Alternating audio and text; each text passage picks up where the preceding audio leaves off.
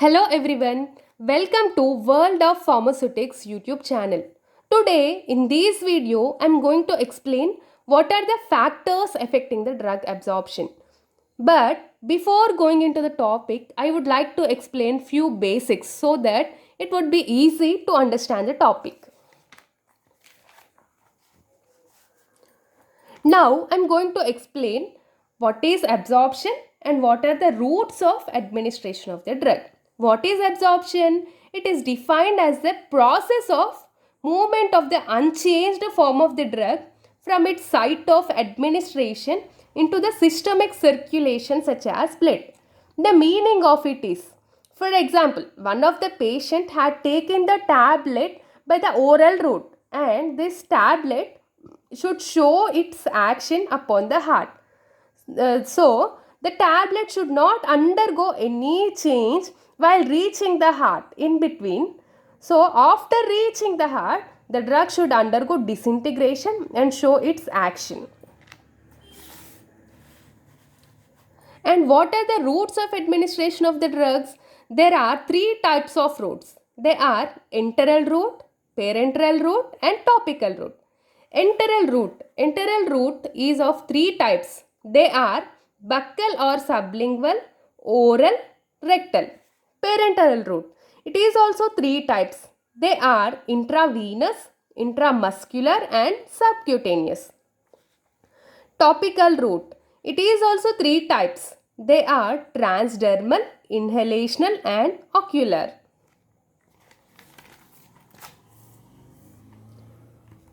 Now, I am going to explain what are the factors affecting the drug absorption.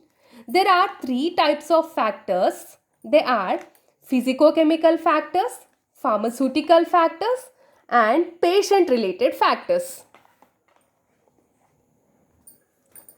What are the categories that comes under physicochemical factors? They are, the first type is drug solubility and dissolution rate. Second type is particle size and effective surface area. Third type is polymorphism and amorphism. Fourth type is pseudopolymorphism, such as hydrates or solvates. Fifth type is salt form of the drug. Sixth type is lipophilicity of the drug. Seventh type is pKa of the drug and GI pH. When we combine the sixth and seventh type, we can easily understand pH partition hypothesis. And eighth type is drug stability. Second type of factors that affect the drug absorption is pharmaceutical factors. What are the categories that comes under this? They are, the first type is disintegration time. It is applicable to both tablets and capsules. The second type is dissolution time. The third type is manufacturing variables. The fourth type is pharmaceutical ingredients. It includes excipients or adjuvants. And fifth type is nature and type of dosage form. Sixth type is product age and storage conditions. The third type of factor that affects the drug absorption is patient related factors. What are the categories that comes under this? They are routes of administration and second type is membrane physiology. It is again subdivided into two types. They are nature of cell membrane and transport process. Third type is age. Fourth type is gastric emptying time. Fifth type is intestinal transit time. Sixth type is gastrointestinal pH. Seventh type is disease states. Eighth type is blood flow through the GIT. And ninth type is gastrointestinal contents. It is again subdivided into three types. They are food-drug interactions, fluids and other normal GI contents. The 10th type is pre-systematic metabolism by luminal enzymes, gut wall enzymes, bacterial enzymes and hepatic enzymes. Now I am going to explain each factor individually. First, I am going to explain physicochemical factors. The category which comes under this is drug solubility and dissolution time. But before going into topic, I would like to explain what is the difference between solubility, dissolution and dissolution rate.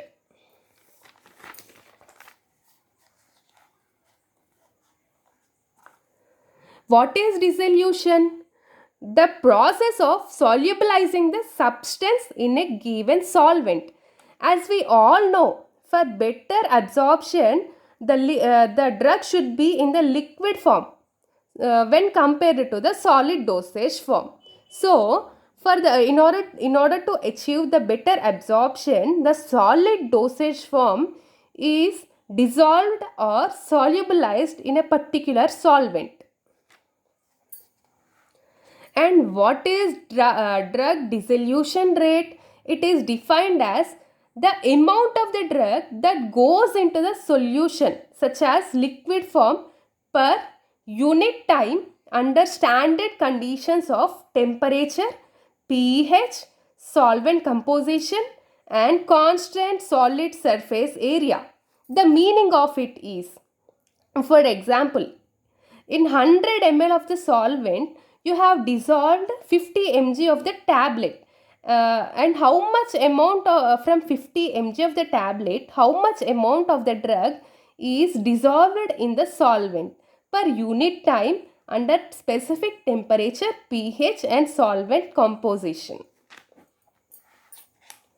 And the absorption of the drug mainly depends upon the nature of the dosage form. As we all know, liquid dosage form is more readily absorbed than solid dosage form. The order of absorption rate for different dosage form is first solutions, then comes suspensions, then comes capsules, then comes tablets and last coated tablets. As we all know, what is hydrophobic and what is hydrophilic, but little bit we may get confused. Now I am going to explain what is hydrophobic and what is hydrophilic. Hydrophobic, it is defined as poorly water soluble, and hydrophilic, it is defined as highly water soluble. Now I am going to explain the definition of solubility. It is defined as quantity of the drug that dissolves in the GI fluid, and it is indicative of in vivo drug absorption. As we all know what is in vivo and what is in vitro, but sometimes we may get confused. What is in vivo? It is defined as some of the research works done in the living organisms, for example humans.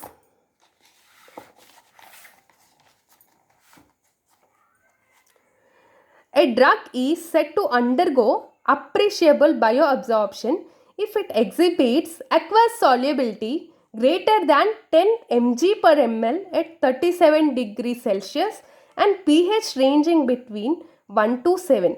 The meaning of it is, for example, we had taken 100 ml of solvent, and in this 100 ml of solvent we have dissolved 50 mg of the drug. Per 1 ml, if the 10 mg of the drug is dissolved, it has better bioabsorption. If the solubility of the drug is lower than the 1 mg per ml, then it undergoes erratic GI absorption.